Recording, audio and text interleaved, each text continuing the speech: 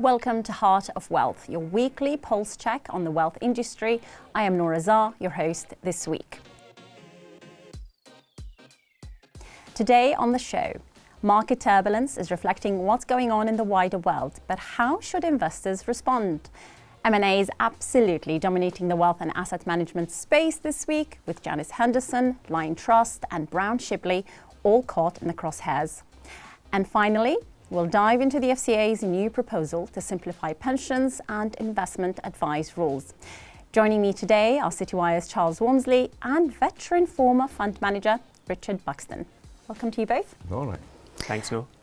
Richard, let's start with the markets and the effects of all this turbulence that we're seeing. If you were still running a publicly available fund, what would you be doing right now? Well, I'm running the retirement fund. And as so often with these situations, the best policy is actually to do very little. History suggests that these things, they do play out, usually within a relatively short period of time. And hindsight is a wonderful thing, but very often if you were to overreact and make changes to the portfolio, a few months later you'd probably regret it. I guess the thing that we've got to keep an eye on, though, is energy prices. I mean, you did write a few articles for us, I think about a year and a half ago, end of 2024, on your retirement portfolio. And I was just looking at them before, some of the stuff. I mean, BP was one of your big holdings. That seems to have done well recently. Absolutely. I mean, if anything, I'm thinking about, is this an opportunity to lighten up on a BP? Because obviously the new chief exec has not yet landed. It's a troubled business.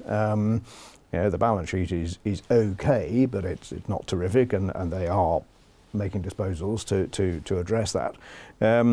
But because of simply the oil price, they're touching 5-year highs in terms of share price, when the new chief exec has got an awful lot of work to do when she joins. So the slightly contrarian in me is going, is this actually a moment to be tiptoeing away from some of the energy complex, if it has just been buoyed by a shorter term? So I guess my question to you then, would you be tiptoeing to private markets? Because it seems that every manager right now is pivoting, towards private markets. No, I know only public markets. Near 40 years in quoted stock markets. Private, is not my market. I don't know who's good, who's less good. What has been fascinating is, I've got a position in gold. And that has clelearly taken a beating in recent weeks. Down 20% from peak levels.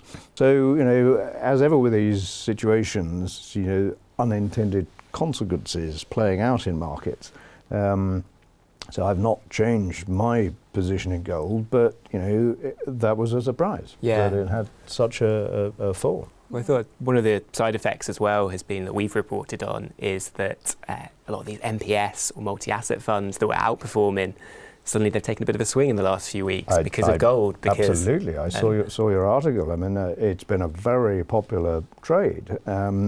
And even some of the quant momentum strategies, because the gold has been so good, they've got quite an exposure. I was talking to a wealth management firm this morning who were slightly preening themselves on the fact that they didn't have any gold exposure because a lot of their peers are now struggling.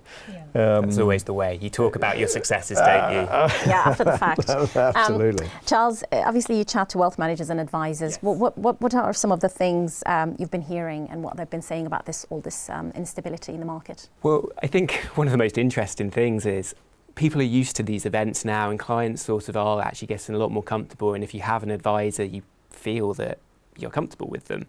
But one of the advisors who we spoke to for a piece that was published today and said, well, actually our clients are also just used to it because of Donald Trump now. They're just used to it. They've had 15 months of this. They don't bother. They know who knows what's happening. They know we can't influence it. They know they can't influence it. They just trust us to do the best thing for their money. And I guess most advisors and wealth managers would say that's the value of financial advice. Yeah. Great. Okay, well, let's move on to the next story, and that's M&A. There are so many M&A's stories in the news. I'm sure you're aware of all of them, Richard. There's a battle for Janus Henderson, Liontrust acquisition. You've got rumours surrounding Brand Shipley. You wrote a really, very well-read article for us about Schroders' deal. Given your views on what lay behind that deal, are you expecting to see more M&A stories coming out? I think it's almost inevitable. As I wrote in the piece, if a firm the size of Schroders feels that it is not big enough in today's world and agrees to be bought by Nuveen, that's quite a remarkable statement. I mean, it's is that necessarily a good thing for the end client? I mean, scale is absolutely essential in passive. That's for sure. But in active, in my experience, if you are in a big firm with a lot of different product offerings, then there's always that tension between the managers of all those different products and the sales and distribution teams. So you say, well, we just can't sell everything to everyone at all time. This year we're going to focus on these 3 categories and strategies, and frankly, you're just going to have to wait. It's the appeal for many managers of then working for very small boutiques where you are just focused on 1 or 2 strategies, and people know that they can come to you for that, and you're not going to be distracted by other products, etc. So there is always this sort of tension within asset management. But I think, as I say, because of the rising cost base, further the consolidation, trying to put scale to work, it's almost inevitable. Yeah. Now, talking about this whole thing, Liontrust, I'm sure you're aware what's happened this week. Now, drew strong criticism from some GAM managers. How does the board respond to such a public vote of no confidence? It was pretty damning, wasn't it? It was. Yes. To say that you can't run the firm, you need to sell it immediately. I mean, that's... I have no idea how the Liontrust situation is going to play out. I'm not involved.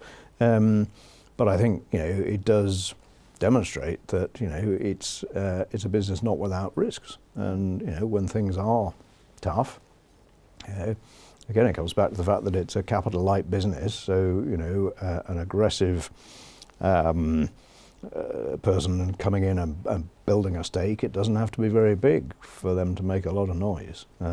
So, probably see more of this. Have you ever put any pressure on a board during your time?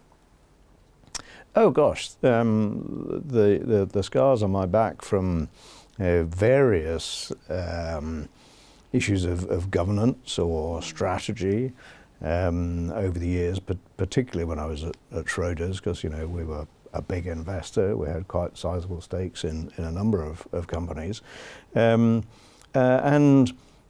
I took no pleasure from it. I mean, I would always try, if possible, to do it behind closed doors.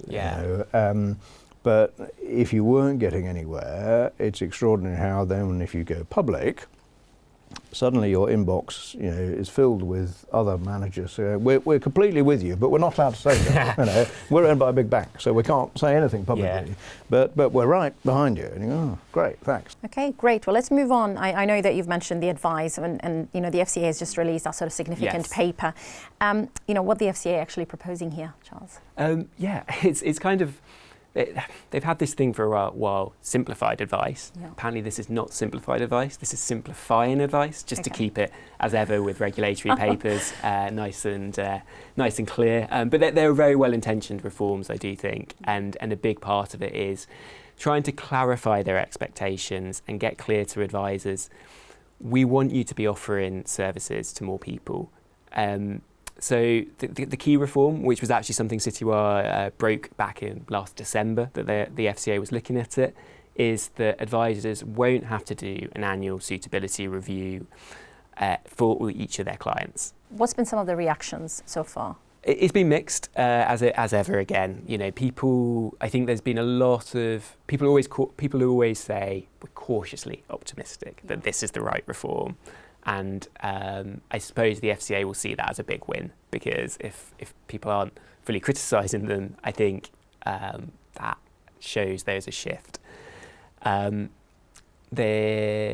has been some pushback. Advisors have since 2012, RDR, and since before then, New Model Advisor, our advice publication, is very much based upon the people who are doing things differently, doing things the right way, and they've got this focus on good client outcomes. Yeah. And I think some of them are always worried that there's going to be a backslide on regulations. Now, I don't think this is that from the FCA. I think the FCA has quite clearly protected, some of the other reforms that, again, we reported on ahead of the paper that they were considering were reducing the qualification level to offer certain types of advice, and potentially even looking at advisor charging. The FCA has ruled out changes on that. They will be keeping those standards. Richard, you must have met so many advisors during your career. Do they need more rules, fewer rules? No, you're absolutely right. I have. I met an awful lot of advisors. I mean, first and foremost, the country just needs more financial advice. More people need more advice. But I do think anything where you have an annual check, I think of annual things as being, renewing your house insurance or your car insurance, and it's just a sort of, commodity thing. Whereas, advice, financial advice, the very notion that you've got to have an annual sort of check on it is counterproductive to your point that you're actually looking at a strategy for the next 20, 30 years. So I think lifting those sorts of requirements is probably a good thing. And it's one of the few areas where I do think that possibly AI will actually be of this has been a big trend recently. Meaningful sort of impact. Whether utilising AI tools to just get through some of that, grunt work of the suitability reports that you have to do. And again, I think it's one good thing to see. The FCA said in its paper explicitly, we want to see less suitability reports that are done for compliance reasons. To put it arse covering. They want it to be. We want you to do a suitability report that tells the client what they need in clear language. And I think a lot of advisors are already doing that, but those that aren't often say, "Oh, it's because of regulations we can't." This is saying to them, "No, you can. You should be doing it this way." Right, and that it is far better for the client than an annual box ticking exercise. Exactly. Yeah. Thank you both very much. That's all the time that we have for this week. A huge thank you to our guests, Charles Walmsley and Richard Buxton. For the full breakdown of the FCA paper and all the latest moves in the wealth industry, head over to citywire.com. We'll see you next week.